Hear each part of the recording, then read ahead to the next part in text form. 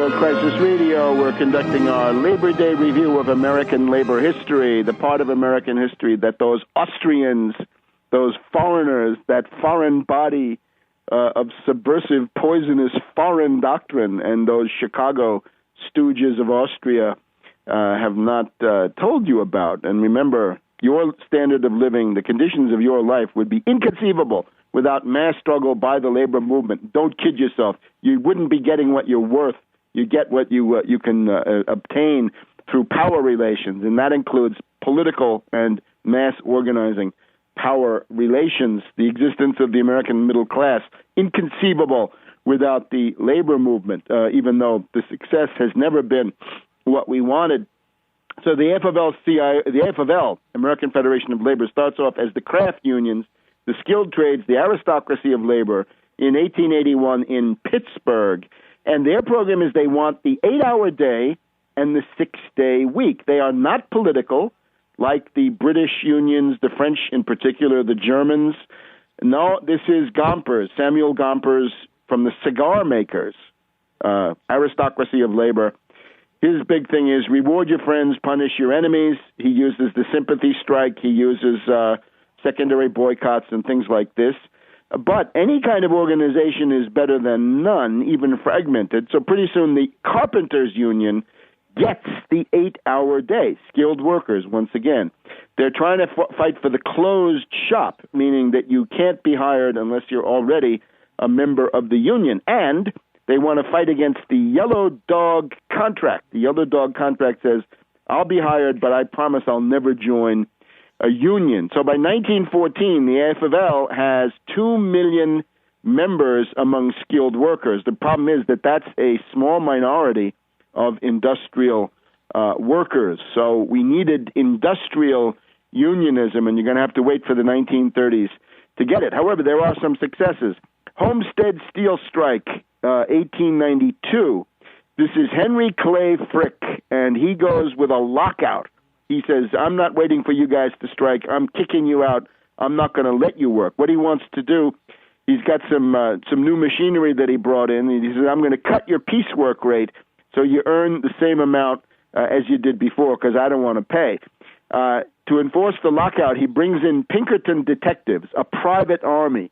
Notice, neo-feudalism is never far below the surface. When you have powerful private interests, when you have Wall Street bankers and large private industrialists, the impulse to set up private armies and to go into the neo-feudal rebellion business, always there. So he brings in the Pinkertons, the Blackwater of the time, right? The DynCorp or whatever it is.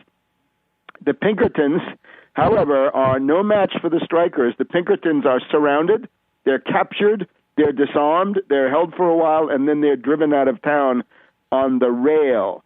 And the only thing that saves Henry Clay Frick is the usual anarchist provocateur. Alexander Berkman, anarchist, tries to take a few pot shots at Frick. That turns public sympathy in favor of Frick. The strike is defeated.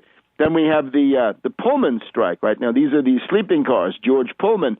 This guy practices paternalism, right? He's got company towns, but he's offering somewhat decent wages. Paternalism you don't see very much today. It's mainly just wage gouging and union busting.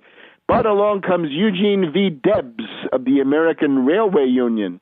And in 1894, because of the Barings crisis and the Latin American debt crisis of the city of London, the Depression comes over into the United States. Now, Grover Cleveland, the Wall Street Democrat par excellence, is the president of the U.S. So Pullman fires 1/3 of his workers, and he demands 40% wage cuts for everybody else, in honor of the fact that London had collapsed after Barings had blown the first time. Get the idea, right? They want you to pay for the crisis. They always want you to pay, not them, the ones who created it.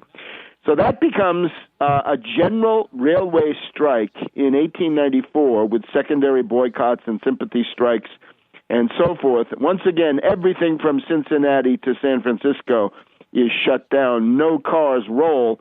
And at this point, Grover Cleveland, of course, tries to adhere to the Jeffersonian theory of the enumerated powers. that we hear so much of today. So what are you going to do? Where's your enumerated power to send federal troops to break a strike, Grover Cleveland, Wall Street puppet? The state legislature of Illinois, in particular, where the rail hub is not in session. Governor Altgeld, that we've just heard about, is still in office, and he won't call them in. So how do you justify using federal troops to break the strike? Because that's what he wants to do. He says, I'm doing it to assure that the U.S. mail will get through. How about that? So they'll always find a technicality, these strict constitutionalists, of course, but when they need to find a detail to break a strike, then, of course, they'll find that detail. So that's really a pretty much nationwide railway general strike in 1894. And remember, this is when Cleveland also sells out the public finances of the U.S. government to J.P. Morgan. Now, in this strike, we get a couple of things. The use of the injunction.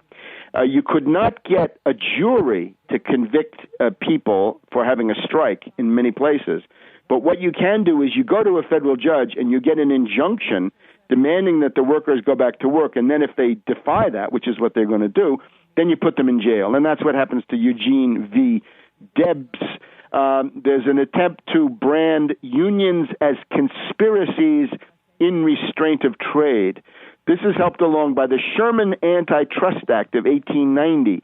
Sherman Antitrust says that conspiracy in restraint of trade is a federal crime, and you can be charged triple damages and so forth. So, ironically, the federal courts under Cleveland don't enforce the antitrust aspects against monopolies, trusts, and cartels, but they find a way to enforce it against labor. And what they say is, you are a conspiracy in restraint of trade. And that goes on until the Clayton Antitrust Act of 1914, which is rather more favorable to labor. Labor is not a commodity, we learn in 1914 with Clayton Antitrust. Labor, not a commodity. You can't be prosecuted under the antitrust laws. There are limits to injunctions. You can do a multi-state boycott, but essentially then, once the reactionary Republicans come back, once we get Harding and Coolidge and Hoover, and we hear from Glenn Beck, his great love for Coolidge, the Republicans are trying to bring back Coolidge. Well, the federal courts in the 1920s essentially ignored the law. They didn't just interpret the law. They trampled on the law. They ignored it. They pretended it wasn't there. So many other labor struggles. The Cripple Creek strike in the 1890s. Colorado and Idaho mine workers, imagine this, in a place like Idaho today, which is considered to be a Republican fiefdom. They were militant miners who were fighting for their rights. And in Colorado, too, Governor David Waite of Colorado stands out as somebody who was at least not a rabid union buster on the lines of so many other governors, right? The Christies of the time. So during the Woodrow Wilson administration, bad news in general, but there is Clayton Antitrust, so that goes through. You've also got during these years the rise of the Wobblies, the international workers of the world, mainly in the Pacific Northwest. And here again the idea, one big union. There's also interesting thing.